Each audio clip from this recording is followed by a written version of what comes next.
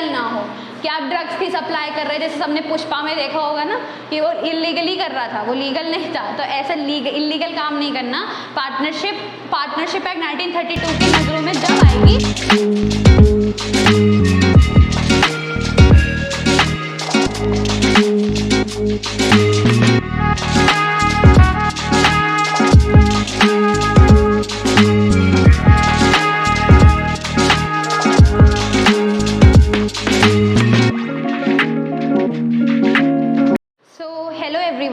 Welcome to Aastha education. और आज जो मैं इस वीडियो में शुरू करने वाली हूँ वो मैं करने वाली हूँ फंडामेंटल ऑफ पार्टनरशिप। ठीक है, अभी तक जो हम वीडियोस में पढ़ते थे वो हम कंपनीज का शेयर चैप्टर कर रहे थे, अब हम थोड़ा स्विच कर रहे हैं पार्टनरशिप पे। ठीक है, तो इस बेसिकली मैं पहले बता देती हूँ, इस वीडियो में जो मैं टॉपिक कवर करने वाली हूँ वो है बेसिक्स ऑफ पार्टनरशिप। ठीक है, जो चीज़ें थोड़े से क्वेश्चन होते हैं, और इम्पॉर्टेंटली 3 एंट्रीज, इंटरेस्ट वाली जो दोनों लोन होते हैं पार्टनर के, और रेंट की एंट्री। ठीक है, मतलब आज में चार्ज अगेंस्ट प्रॉफिट वाली जितनी भी एंट्रीज हैं वो मैं पहले कवर करने वाली हूँ। अगर आपको एंट्री याद होगी ना, एक बार एंट्री समझ में आ गई कि इसकी पोस्टिंग ऐसे क्यों हो रही है, तो आपको मेन क्वेश्चन में कोई गड़बड़ नहीं होने की। तो चलते हैं। ठीक है, सबसे पहले मुझे समझना है पार्टनरशिप है क्या। ठीक है, सबसे पहले आपके पास जो क्वेश्चन आता है वो आता है कि पार्टनरशिप हम मानते किसे हैं। क्लियर है, पार्टनरशिप जो बताया गया है वो बताया गया है सेक्शन 4 मतलब section 4 of partnership act 1932। Partnership act 1932 ने बोला है कि हम पार्टनरशिप जब मानते हैं जब 2 और 2 से ज़्यादा बंदे या लोग उसमें इन्वॉल्व हो। सो 2 और मोर पीपल आर इन्वॉल्व। ठीक है, दूसरी चीज, जब बिजनेस हमारा लॉफुल हो एंड दे कैरी आउट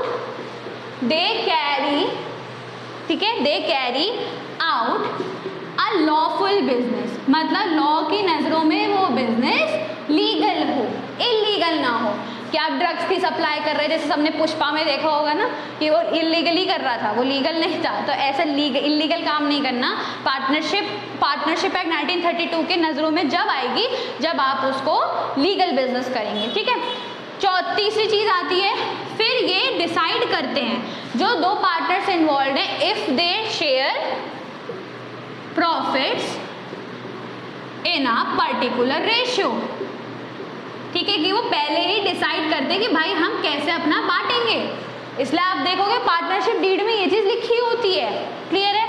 चौथी चीज, 1 पार्टनर एक्टिव और अनदर ऑल पार्टनर एक्टिव और 1 acting on behalf of all. इसका मतलब है, अभी समझा देती हूँ, हम पार्टनरशिप जब भी मानते हैं, मान लो हमारे पास 4 पार्टनर इन्वॉल्व तो हुए पर वो चारों एक्टिव नहीं है। मान लो आप और मैंने बिजनेस किया, आपके किसी फ्रेंड को इन्वॉल्व होना है, ठीक है, वो भी तीसरा बंदा है, बट हम बिजनेस का आइडिया किसका था, हम दोनों का। हम दोनों का आइडिया, मुझे पता है मुझे अकाउंटिंग आती है, तुम्हें पता है तुम्हें मार्केटिंग आती है। ठीक है, तो अब यहाँ पे क्या होगा, हम दोनों तो एक्टिव काम करेंगे, तो मार्केटिंग पे ध्यान दोगे, मैं अकाउंटिंग पे ध्यान दूंगी, पर वो तीसरा बंदा जरूरी काम करे, हो सकता है वो उसे पैसा लगाए क्योंकि उसे पैसा बहुत है। ठीक है, तो क्या होगा, यहाँ पे सारे पार्टनर तो एक्टिव नहीं है ना, सिर्फ हम दोनों हैं, तो हो सकता है हम दोनों सबके बिहाफ पे काम कर रहे हैं, क्योंकि तुम्हें अकाउंटिंग नहीं आती पर मैं अकाउंटिंग जो कर रही हूँ हम सबके बिहाफ पे कर रही हूँ। क्लियर है। ऐसे ही तुम जो मार्केटिंग कर रहे हो तो तुम हम तीनों के बिहाफ पे कर रहे हो, पर वो बंदा नॉन एक्टिव है। या पार्टनरशिप हम उसे भी मानते हैं जिसमें सारे पार्टनर्स एक्टिव हो। सारे पार्टनर्स एक्टिव का मतलब क्या है कि यहाँ पे हर एक बंदा अपना अपना कुछ ना कुछ रोल निभा रहा है। क्लियर है ये चीज़, यहाँ तक चीज़ समझ में। पार्टनरशिप एक्ट में क्या होता है, 2 और more people are involve, they carry out a lawful business sharing profits in a particular ratio when all partners are active और 1 partner active on behalf of all. Is that clear. Partnership क्या है, और जो partnership में इंसान होते हैं उन्हें हम क्या बोलते हैं, पार्टनर्स। इसको तो शायद समझाने की जरूरत नहीं है। क्लियर है। हम दूसरी चीज़ हम बोलते हैं यहाँ पे जो पढ़नी है इंपॉर्टेंटली, वो है नेचर ऑफ पार्टनरशिप। ठीक है, ये इंपॉर्टेंटली बहुत वाइवा का क्वेश्चन बन जाता है, तो एक बार नज़र घुमा लेंगे तो कोई दिक्कत नहीं है। नेचर ऑफ पार्टनरशिप में पहले आपने क्लास 11 में एक प्रॉपर्टी पढ़ी होगी जिसे हम बोलते थे सेपरेट लीगल एंटिटी, ठीक है, जिसको 11th याद नहीं है और जिन्होंने ऑनलाइन निकाली है अपनी, ठीक है, जिन्होंने ऑनलाइन क्लासेस ली, जिन्होंने नहीं पढ़े ये लॉज या प्रिंसिपल्स, उनको बता देती हूँ। सेपरेट लीगल एंटिटी का मतलब होता है कि यहाँ पे हम मान के चल रहे हैं कि बिजनेस और बिजनेस का ओनर दोनों अलग चीजें हैं, ठीक है। तो यहाँ पे क्या है, नेचर ऑफ पार्टनरशिप में सेपरेट लीगल एंटिटी, बिजनेस और बिजनेस का ओनर दोनों अलग चीजें हैं। तो यहाँ पे ना दो पर्सपेक्टिव आते हैं। जो पार्टनरशिप है वो लीगल पॉइंट ऑफ व्यू से सेपरेट लीगल एंटिटी नहीं है, ठीक है। क्यों नहीं है? क्योंकि अगर मान लो हमारी फर्म को लॉस हो गया, ठीक है, डिजॉल्व होने जा रही है, तो हमें सबसे पहले बाहर वालों का पैसा देना है। मम्मी भी बोलते हैं ना, बाहर वालों का पैसा नहीं रुकना चाहिए, चाहे घर में कम खा लो, ठीक है। तो यही वाली बात आ रही है कि यहाँ पे separate legal point of view, legal point of view में हमें क्या करना है कि अगर मान लो हमें लॉस हुआ तो चाहे हमें अपनी पर्सनल एसेट बेच के भी बाहर वाले का पैसा चुकाना पड़े, हम चुकाएंगे, हम उसको नहीं रोक सकते। ये चीज़ क्लियर हुई? तो ये सेपरेट लीगल एंटिटी नहीं है, ठीक है, कि अगर हमें यहाँ पे बाहर को देना पड़ा तो हमें अपनी पर्सनल एसेट भी इन्वॉल्व करनी पड़ेगी। पर अगर मैं यहाँ पे बोलूँ अकाउंटिंग पॉइंट ऑफ व्यू से, क्या मैं बोल रही हूँ, अकाउंटिंग पॉइंट ऑफ व्यू से ये सेपरेट लीगल एंटिटी है। क्यों है? क्योंकि अगर मान लो मैंने अपने घर के लिए गाड़ी खरीदी है, ठीक है, मान लो मैंने अपने घर के लिए गाड़ी खरीदी है, तो क्या मैं उसकी रिकॉर्डिंग अपने बिजनेस में करूंगी कि ये मेरा बिजनेस है तो मैं इसमें रिकॉर्ड करूंगी? नहीं, वो मेरे घर का पर्सनल खर्चा है, ठीक है। और यहाँ के लिए अगर मान लो मैं कोई गाड़ी ले रही हूँ और उसको रेंट पे लगा रही हूँ तो मैं उसको रिकॉर्ड करूंगी। So from the legal point of view it is not a separate legal entity, but accounting point of view से ये है। क्लियर हुआ? अब हमारा नेचर भी कंप्लीट हुआ। तीसरी चीज आती है जो पहले हमें समझनी है, और हम जो यहाँ पे आज एंट्रीज करने वाले हैं, हम 3 एंट्री जो करने वाले हैं बेसिकली, ठीक है। एक हमारे पास टर्म होते हैं 2, एक होता है चार्ज अगेंस्ट प्रॉफिट और एक होता है चार्ज अगेंस्ट एप्रोप्रिएशन, ठीक है। एक चीज ध्यान रखना है, चार्ज अगेंस्ट एप्रोप्रिएशन का और चार्ज अगेंस्ट प्रॉफिट का मतलब क्या है। प्रॉफिट का मतलब है हमें प्रॉफिट हो चाहे लॉस हो, हमें खर्चे इस जो भी एक्सपेंस है उसकी पेमेंट करनी है। पर अगर चार्ज अगेंस्ट एप्रोप्रिएशन वाला खर्चा है वो, तो उसका मतलब क्या है कि अगर प्रॉफिट होगा तो ही देंगे, अदरवाइज हम वो नहीं देंगे। अभी एग्जांपल समझाती हूँ। जैसे रेंट, हमें मान लो बिजनेस में नुकसान भी हो जाए तो क्या हम रेंट वाले को मना करेंगे, भाई हमारा नुकसान हो गया हम आपको किराया नहीं देंगे? वो हमें धक्के मार के बाहर निकालेगा, ठीक है। तो रेंट हमारा क्या हो गया, चार्ज अगेंस्ट प्रॉफिट। सेकेंड चीज हमारी आई यहाँ पे इंटरेस्ट ऑन पार्टनर्स लोन। अगर मान लो मैंने यहाँ पे अपने पार्टनर से लोन लिया, तुम कहोगे पार्टनर से लिया है तो चलता है, नहीं।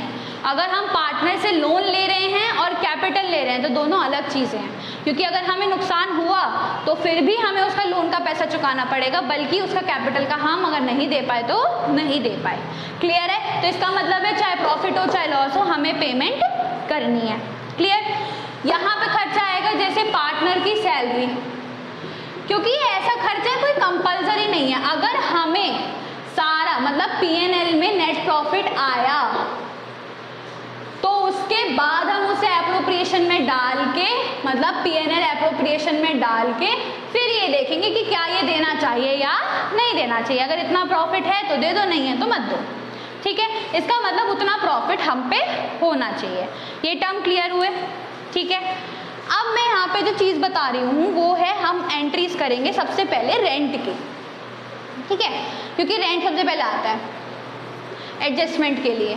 तो अब हमारे पास यहाँ टॉपिक आया क्या, रेंट। अब इसमें ना 2 कंडीशन है। पहली कंडीशन है रेंट ड्यू एंड पेड। इसका मतलब क्या है कि मेरा जो डेट थी मान लो 17 तारीख थी, ठीक है, और मैंने 17 को मेरा रेंट मुझे देना होता है। तो इसका मतलब क्या है, रेंट ड्यू एंड पेड की 17 तारीख आई, मैंने 17 को ही पे कर दिया। पर यहाँ पे क्या मतलब हुआ, rent due and not paid, मतलब 17 तारीख आई तो, पर मैंने 17 को पे नहीं किया। हो सकता है मैंने 18, 19, 20 में पे कभी भी करा हो, वो मुझे नहीं पता, बट मैंने उस तारीख पे नहीं किया। तो उस तारीख पे अकाउंटेंट तो एंट्री रिकॉर्ड करेगा, क्योंकि ये इसी दिन का खर्चा है तो इसी दिन दिखाना पड़ेगा।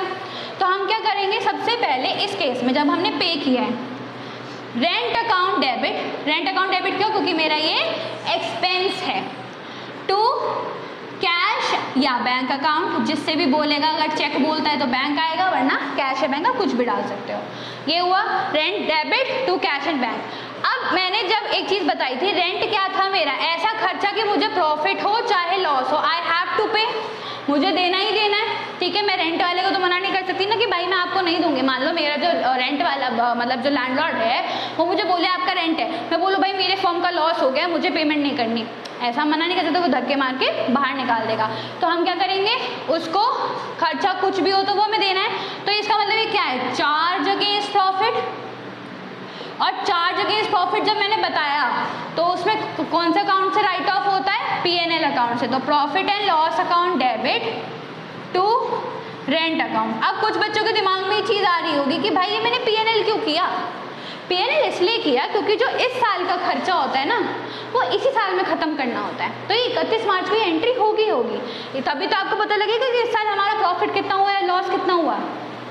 क्लियर, तो मुझे इसी साल में ये राइट ऑफ करना है।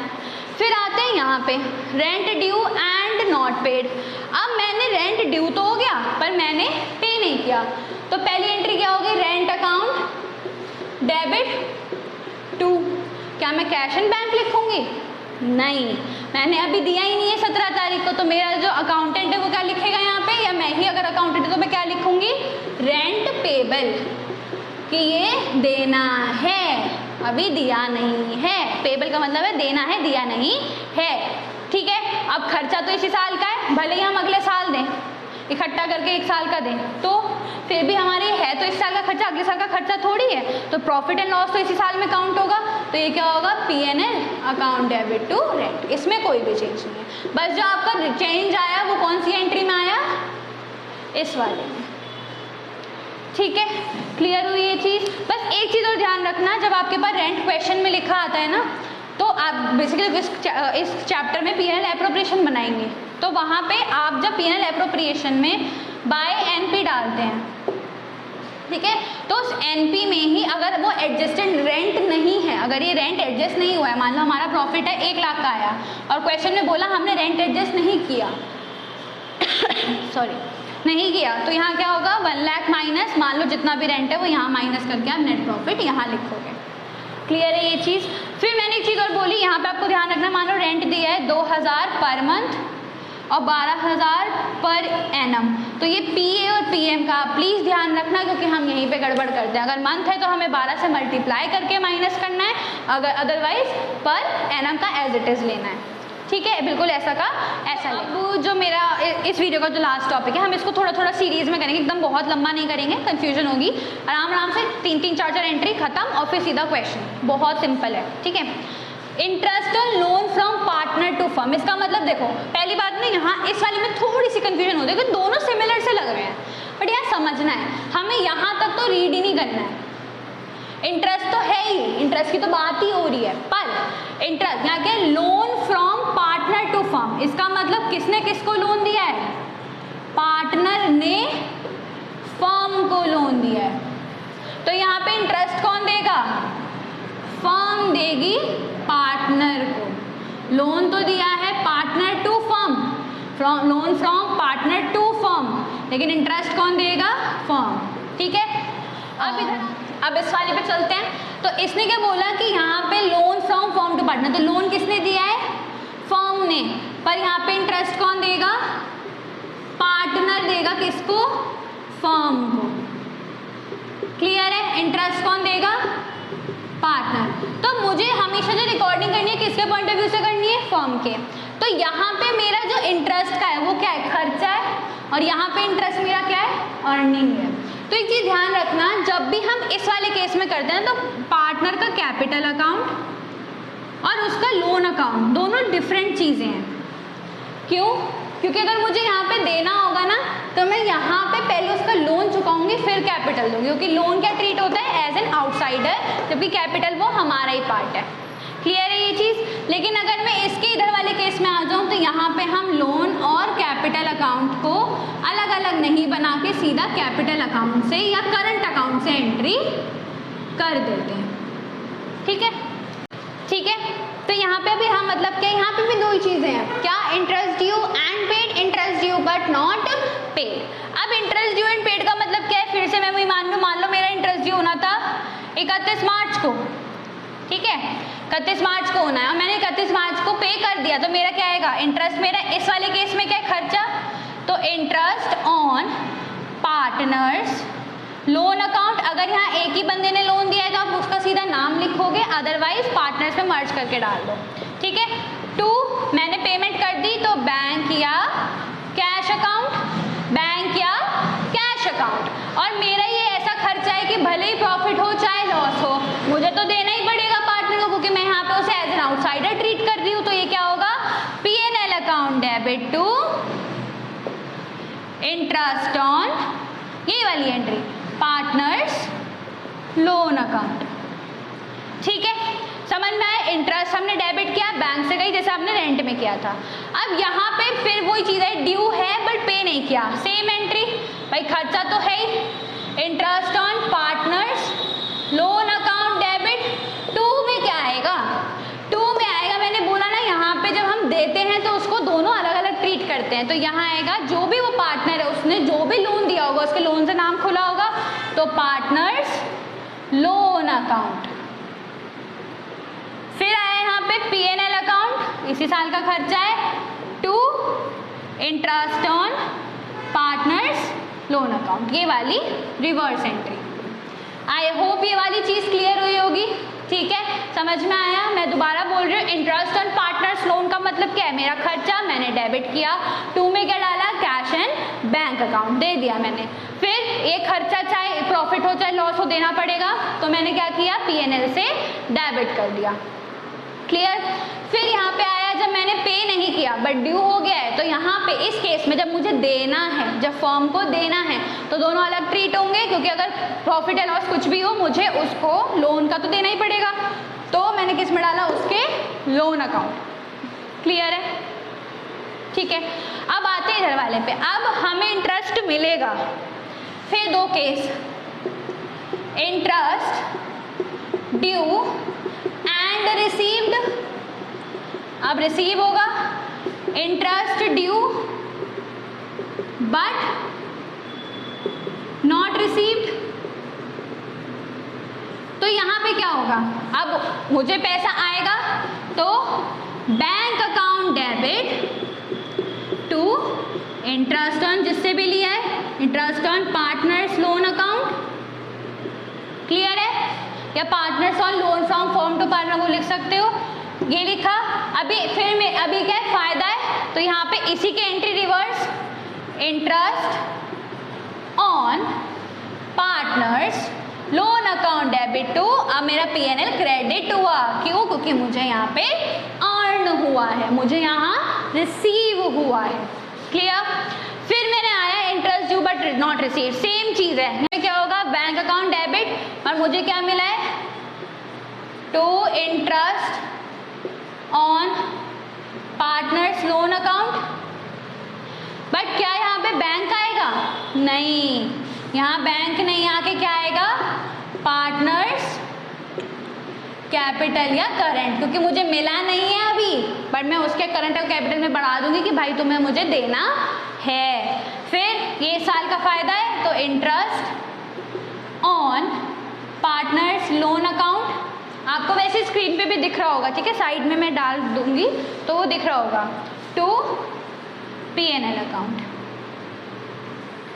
ये चीज़ समझ में बहुत अच्छे से आ जानी चाहिए, क्योंकि अभी ये कौन सी एंट्रीज है, जो सिर्फ चार्ज अगेंस्ट प्रॉफिट, जिसे हम राइट ऑफ कर रहे हैं P&L से। इसके बाद आपके इसमें छोटे छोटे टॉपिक और हैं, अगर आप उनको तोड़ तोड़ के पढ़ते हो ना तो बहुत अच्छे समझ में आते। देखो हम लोग क्या करेंगे कि पूरा क्वेश्चन उठाएंगे और पूरा क्वेश्चन कर देंगे तो वो क्लियर नहीं होता है, ठीक है। आपको क्या करना है, 3 टॉपिक उठाने हैं, इसकी एंट्री करनी है और इसके बेसिस पे आपकी बुक में क्वेश्चन, जो भी आप बुक रेफर कर रहे हैं, मैं कोई यहाँ पे वो नहीं कर रही हूँ, ठीक है, जो भी पब्लिशर जो भी आपके स्कूल में लगा हुआ है आप उसमें देखेंगे और उसके बाद इसके बेसिस पे कि मुझे रेंट, PNL और इंटरेस्ट, इनकी मुझे सारी एंट्री, सारे टाइप के केसेस होते हैं उसमें क्वेश्चन सॉल्व करने हैं, ठीक है। फिर भी अगर आपको कोई डाउट आता है तो आप कमेंट सेक्शन में डालो। आपको कोई वीडियो पहले बनवानी है, अर्जेंट में बनवानी है, आप मुझे पहले ही बता देना। कोई डाउट आता है आप मेल कर सकते हो, नंबर है डिस्क्रिप्शन में, आपके पास सब चीज़ें हैं और इसके सारे क्लियर नोट्स मैं वीडियो में साइड में डाल दूँगी, तो बहुत ईजी हो जाएगा पढ़ना। सो आप जुड़े रहो, ठीक है। और अगर आपको ये वीडियो बहुत हेल्पफुल लगती है तो प्लीज़ अपने 12th वाले बच्चों को शेयर करना। अभी 11th की भी सीरीज़ आएगी तो उस पर भी शेयर करना और बाकी थम्स अप, ठीक है। कोई डाउट है आप पूछ लेना।